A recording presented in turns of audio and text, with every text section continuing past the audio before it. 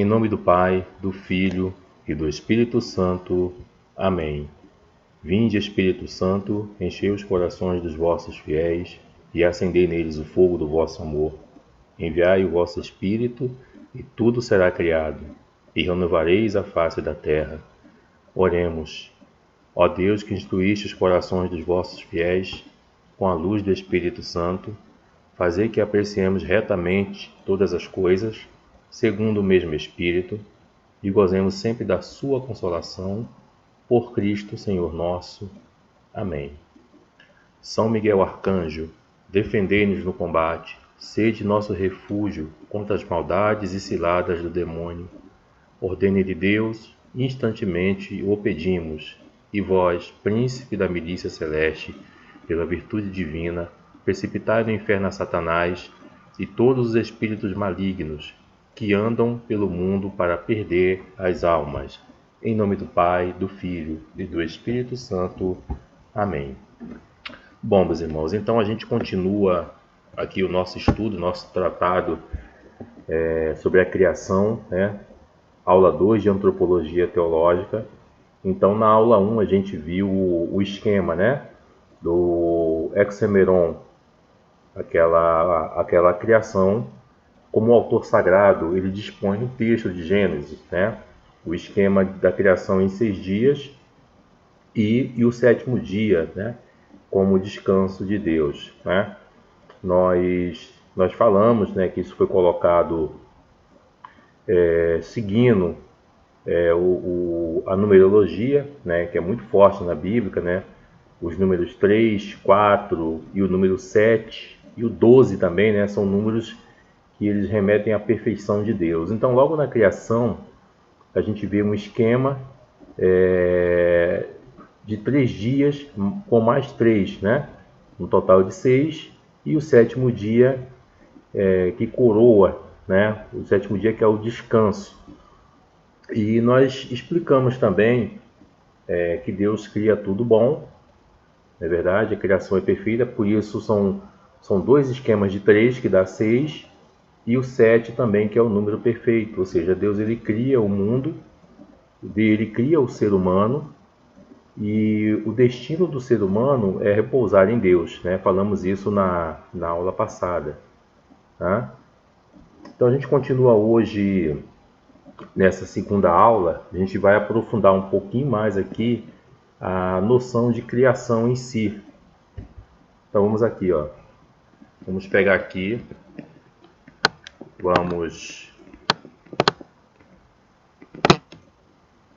então vamos lá. Aula 2, a criação. Então a gente continua. Diz o texto de Gênesis 1, capítulo 1, versículo 1. No princípio, Deus criou o céu e a terra. Esta expressão é regida pelo verbo hebraico bara, que é reservada à ação criadora de Deus apenas.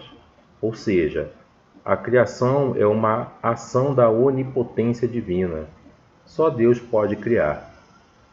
Desta forma, a criação é definida em sua relação com o ser.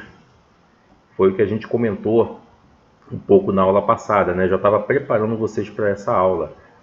Quando eu falei da relação da criação com o ser. Deus é o único que possui o ser por si próprio, e só Ele que é o ser pode criar. Ou seja, ao criar, Deus faz existir todas as coisas, lhes dando o ser. Então a gente já tem aqui um probleminha aqui, digamos assim, para a gente poder resolver bem aqui na nossa mente. Mas a gente não fala, fulano é muito criativo, Por exemplo, uma pessoa que trabalha com artesanato, ou qualquer outra coisa. Mas justamente aqui vamos pegar como exemplo uma pessoa que faz produtos artesanais, Geralmente essas pessoas nós atribuímos, nosso fulano ou ciclano, ele é muito criativo, ele faz coisas incríveis.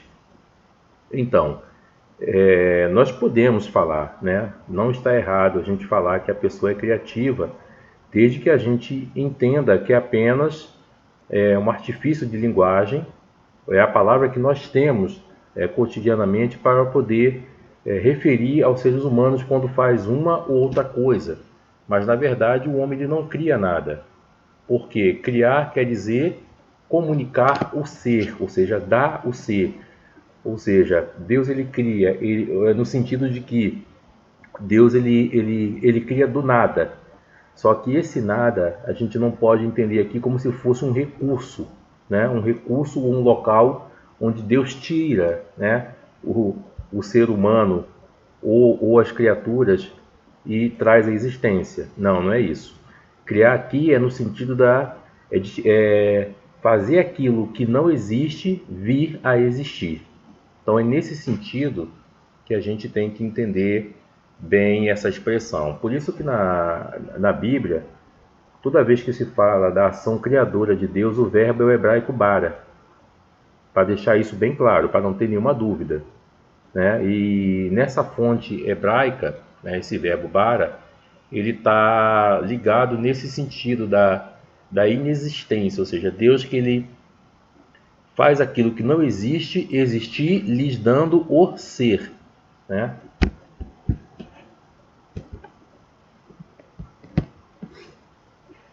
Então a gente continua aqui. Vamos aprofundar um pouquinho mais aqui. A criação é ato de tirar do nada um ser ou de produzir um ser segundo toda a sua substância.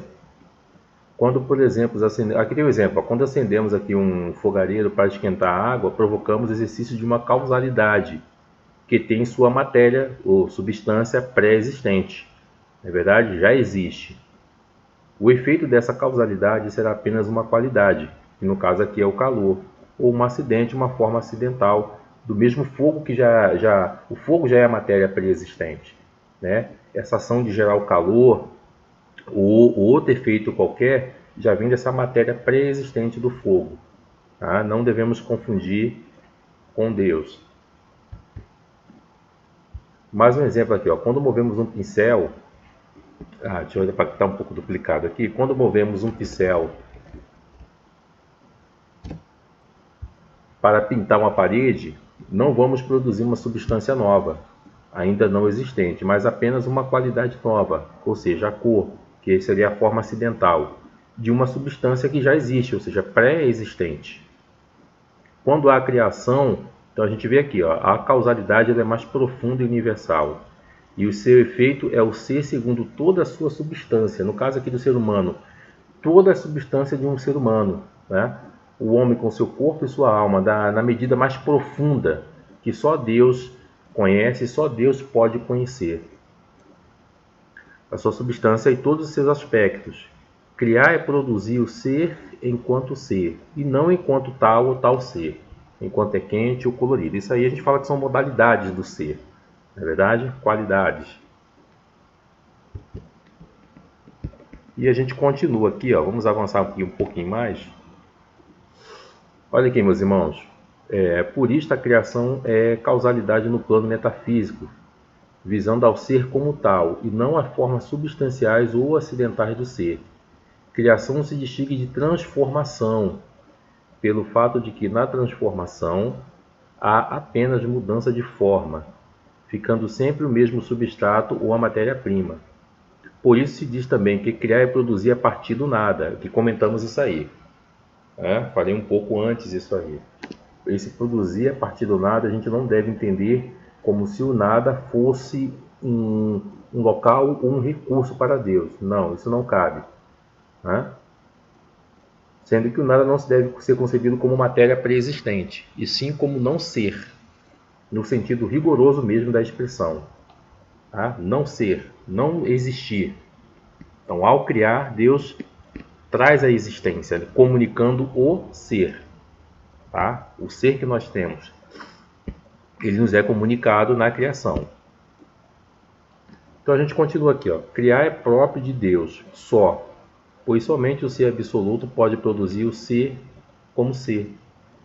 Toda criatura, por ser limitada, só pode produzir aspectos do ser, ou seja, formas substanciais ou acidentais, que sobrevêm à matéria-prima, matéria pré-existente. Por conseguinte, nenhuma criatura pode criar. Nem pode servir ao Criador como causa instrumental, pois toda causa instrumental modifica e limita a ação da causa principal. Causa principal, no caso, que seria Deus, né? Ora, o ato de criar não comporta limitação.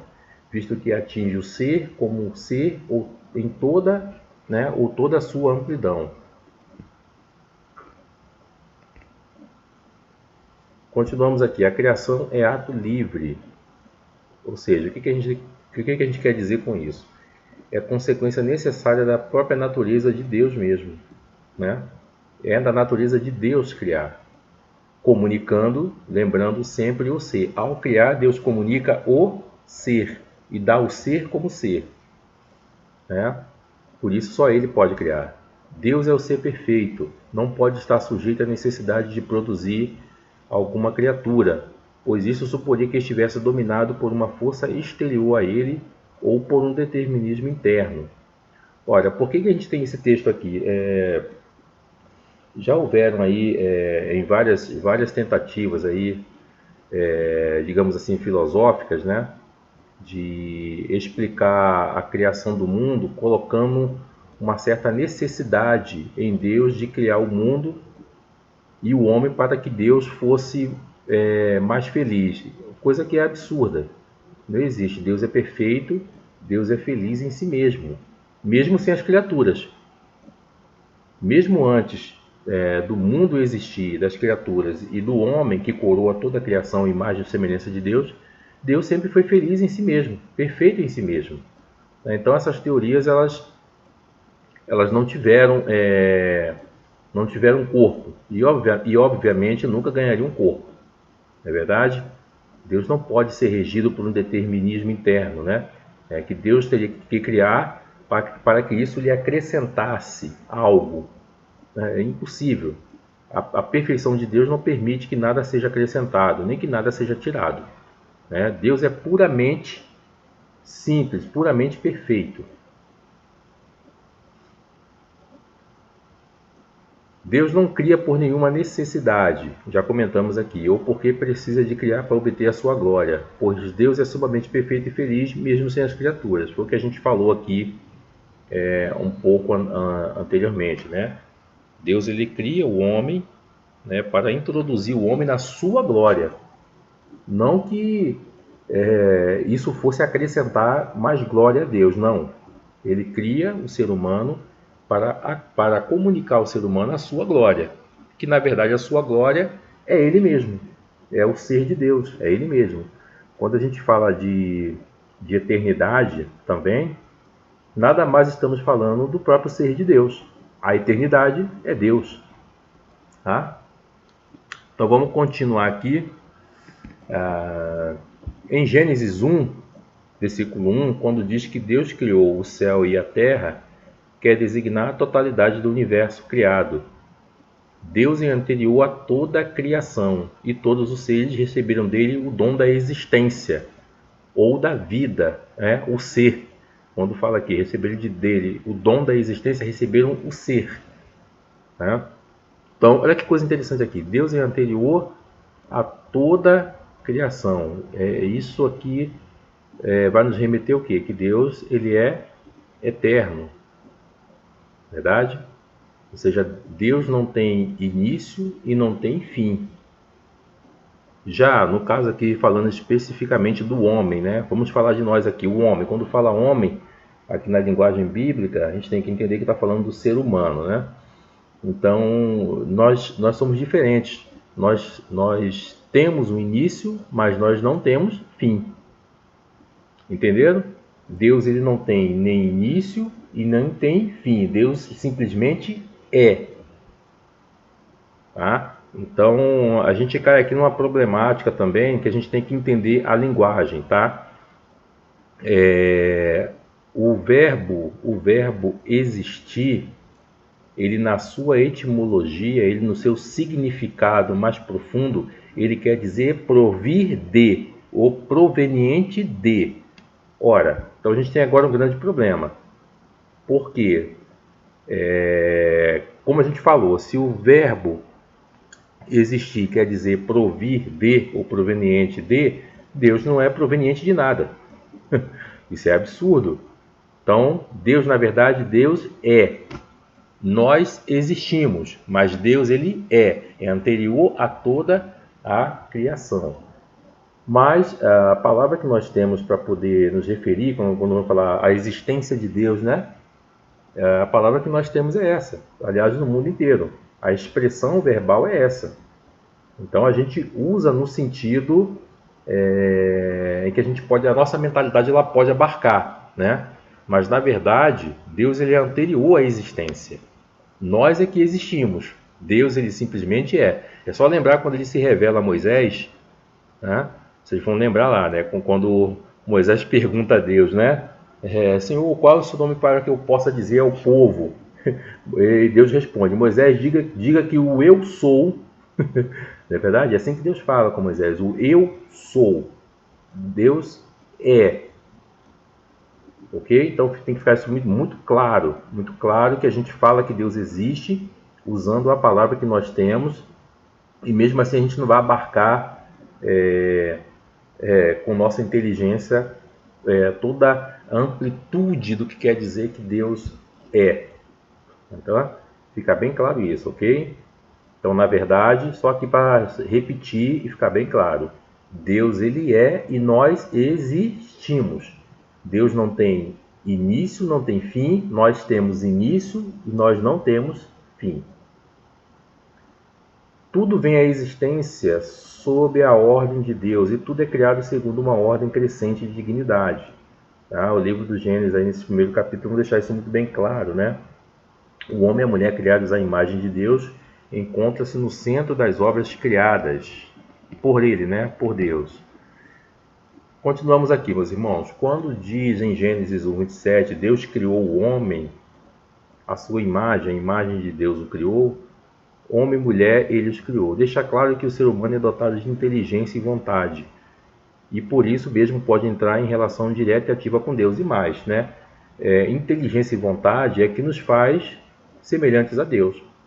Quando o autor sagrado ele escreve que Deus criou o homem à sua imagem e semelhança, a nossa imagem e semelhança com Deus são por esses aspectos, né, que estão na alma, que é a inteligência e a vontade. São aspectos espirituais, tá? Então, muito mais do que a gente entrar em relação direta com Deus, isso é constitutivo do nosso próprio ser, né?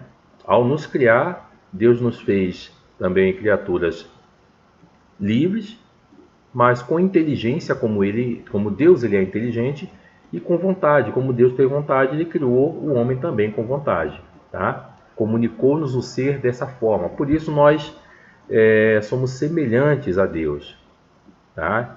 O homem é um ser racional, está dizendo aqui, ó, razão, o uso da razão, diferente dos outros seres criados, que não têm o uso da razão, da inteligência, né, do inteligir com a matéria, com as situações da vida, de apreender, de entender, de compreender, coisa que só o homem pode fazer por ser imagem e semelhança de Deus. Bom, esse texto aí, na verdade os capítulos 1 e 2 aqui que eu coloquei para vocês, ó, assim, o título aqui primeiro, né? Ensinamentos a respeito de Deus. Então, Deus é um. Os capítulos 1 e 2 de Gênesis têm um cunho todo monoteísta, né? Mono quer dizer um, tel quer dizer Deus. O autor sagrado faz questão de reforçar que todos os deuses que os povos antigos adoravam são apresentados como criaturas do único Deus. O povo de Abraão teve sua origem na Caldeia, onde o culto dos astros era praticado. Então, que culto era esse de astros? O que eles adoravam? O sol, a lua, né? As estrelas, né? Os corpos celestes, né? Para eles eram deuses. Claro, eles não tinham uma revelação, né? O povo da revelação divina é justamente o povo de Israel. É em Israel que Deus se comunica, se revela.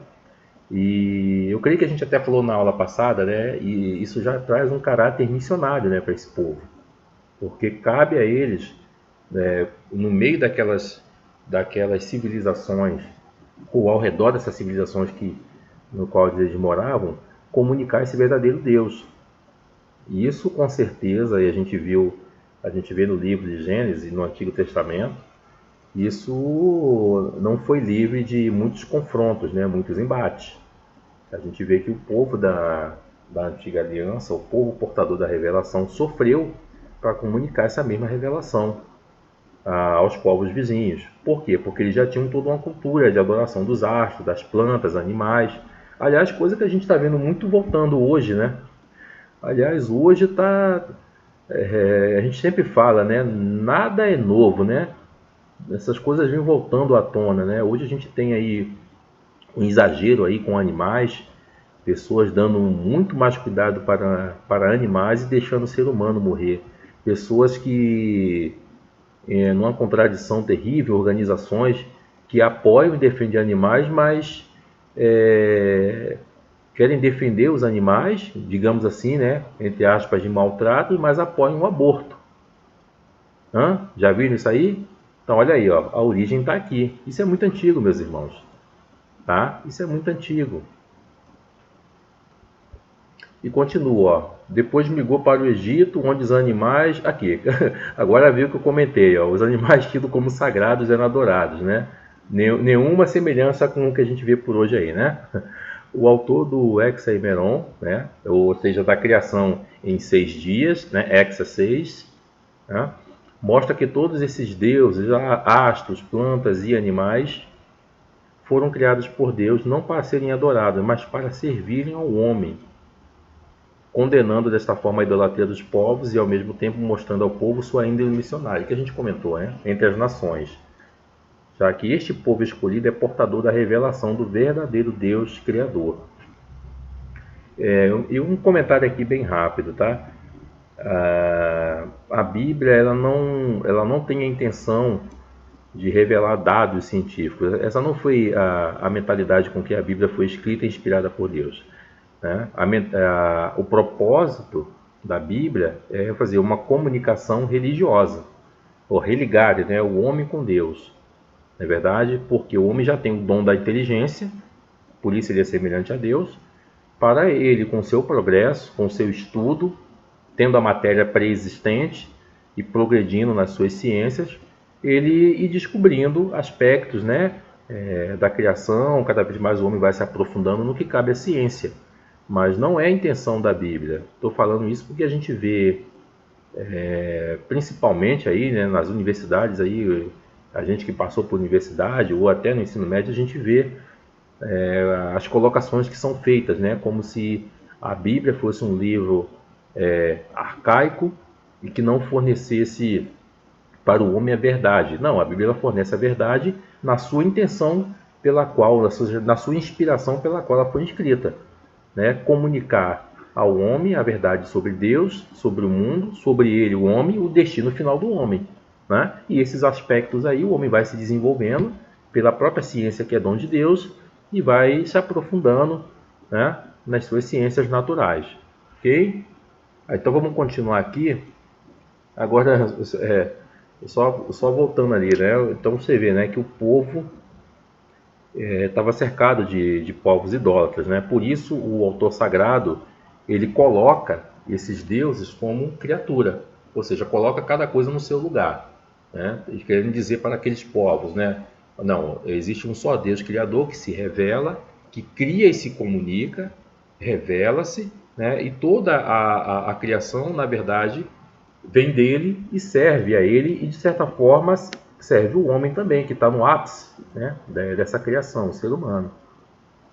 Então, mais um ensinamento aqui, a gente até comentou. Deus é eterno.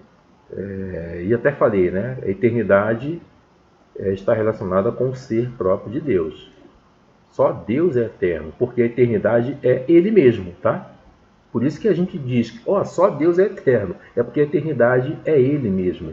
Não é algo fora de Deus, é Deus.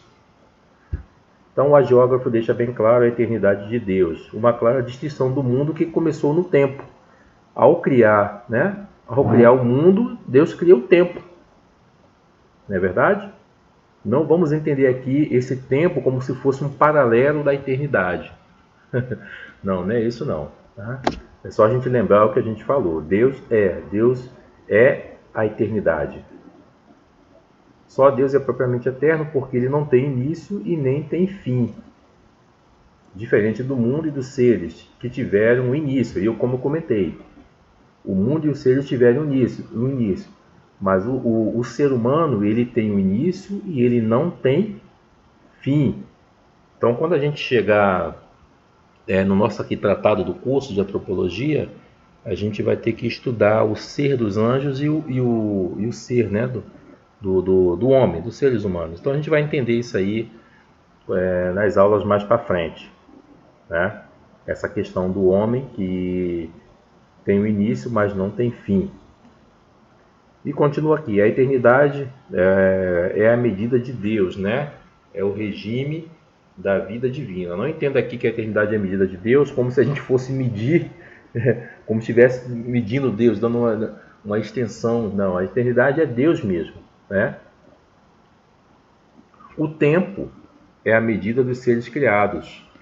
Nós vivemos no tempo, né? Nós somos seres, nós dizemos que nós somos seres contingentes, né? Nós existimos porque este ser que é necessário a toda a criação nos criou, nos deu ser. Então nós somos contingentes, somos contingenciados a este ser que é necessário, que é Deus.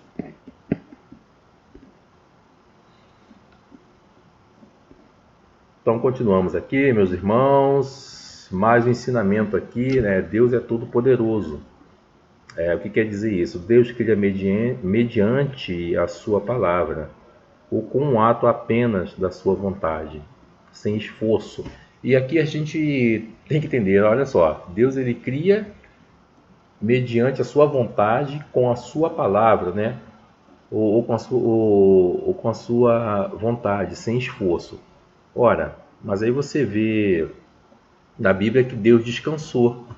Lembra que a gente falou? O que Deus descansou, que na verdade Deus não se cansa, né? Isso aqui nós chamamos isso de linguagem antropomorfa. Na próxima aula eu vou deixar uma parte reservada para a gente falar dessa linguagem antropomorfa, ou seja, antropomorfismo. Homem, morfismo vem de forma, ou seja, Deus que é atribuído a Deus formas humanas, né? Claro, evidente, porque a palavra de Deus também é a palavra do homem. Deus se comunica, Deus se revela a sua palavra, mas na linguagem do homem. Então tem essa forma de escrita, né? Antropomorfismo. Na próxima aula, aula 3, eu vou colocar uns tópicos para a gente poder se aprofundar, a gente entender melhor isso aqui, tá? Então, continua dizendo aqui que Deus é bom. Tudo que Deus criou é bom. Logo, o mal em todo mundo pela ação de Lúcifer. Tá? Tá lá em Gênesis. Na verdade, aqui é Gênesis, né? 2. Né? Deixa eu corrigir aqui. Gênesis 2, versículos 4, 3 e 24. Então, a gente vai dar mais uma relida lá, tá, meus irmãos? E aqui, para a gente poder estar quase concluindo, nós temos também ensinamentos a respeito do mundo, né? E aqui a gente já comentou, o mundo não é eterno, ou seja, teve um início. Só lembrar que a gente falou antes, Deus não tem início nem tem fim, o mundo ele tem um início, verdade? O mundo não se originou por si mesmo, nem por acaso, mas teve um início que Deus lhe deu. E lembrando sempre, né, quando fala o início que Deus lhe deu, criou, dando-lhes o ser a cada ser. Ensinamentos a respeito do homem. O ser humano é algo totalmente novo entre os demais. Isso se depreende do modo como teve origem. O autor, o escritor sagrado, ao descrever a formação do homem, quebra o seu esquema, que a gente viu ali no relato, né? Deus disse, faça-se a luz, né? E foi feito. E propõe um monólogo de Deus, que delibera fazer uma criatura à sua imagem e semelhança, já explicamos o porquê, e como o homem é a imagem, né, e semelhança de Deus, dotado de dignidade única no mundo. O homem que está no ápice da criação, como imagem e semelhança de Deus. E para a gente concluir a nossa aula de hoje, é claro que a imagem e semelhança de Deus não se... deixa eu botar aqui... Não está na corporeidade, tá? Deixa eu corrigir aqui. não está na corporeidade do homem. Deus não tem corpo, é verdade? Deus Pai, né, não tem corpo. É diferente depois quando Cristo vem, né? O Eterno ele entra no tempo, a encarnação de Cristo, aí já é uma outra, né, um outro aspecto, a gente vai falar isso muito depois, né? A encarnação. Mas aqui falando aqui na escrita do livro do Gênesis e falando aqui de Deus Pai e Deus Espírito Santo, né? Já que a gente está falando aqui de Deus, Deus ele é trinitário, a Trindade. O Pai e o Espírito Santo não tem corpo, né? Mas o Verbo, ele assumiu depois, muito depois, ele assume, né, a dignidade humana, ele se encarna, assume o corpo. Deus não tem corpo, mas nas faculdades espirituais, né? Como a gente já falou. O homem é a imagem e semelhança de Deus pela inteligência e pela vontade. Pelo conhecimento e amor é que o homem imita Deus e consegue dominar o mundo. Note-se que depois de criado, o homem é investido de poder sobre os animais e plantas, a fim de que os domine. Bom, é só um comentário aqui. Olha que coisa interessante, né? Pelo conhecimento e amor que o homem imita a Deus. E, na verdade, meus irmãos, vai além, tá? O amor, Deus é amor, né? Tem a carta do Papa Bento XVI, né? Deus carita est, Deus é amor, e nós somos criados pelo amor. Isso quer dizer que o amor, ele é a condição existencial do ser humano. O homem só pode existir plenamente se conhecer no amor, tá? Então, veja que a noção é muito mais profunda do que a gente vê por aí, né? O amor é a condição da nossa existência, tá, meus irmãos? Para a gente poder terminar essa aula de hoje, que a gente já está aqui com 32 minutos, indo para 33 de aula. E por hoje a gente termina. Na próxima semana teremos a aula 3. Vou falar um pouco de antropomorfismo, né, para a gente entender bem esse estilo de linguagem, que é um estilo de linguagem semita. Eu vou falar disso também na próxima aula, tá bom? Então, Deus abençoe vocês, que vocês perseverem aí no nosso curso, estudem. Eu vou colocar para vocês, juntamente com essa aula, ou na aula 3, eu vou colocar aqui uma apostila de teologia do corpo. Essa teologia do corpo, ela vai ajudar muito vocês no entendimento da criação, né, do homem. E vocês vão estudando em paralelo, tá? Teologia do corpo, que faz parte, na verdade, da antropologia teológica, né? Vai aprofundar um pouco vocês, tá bom?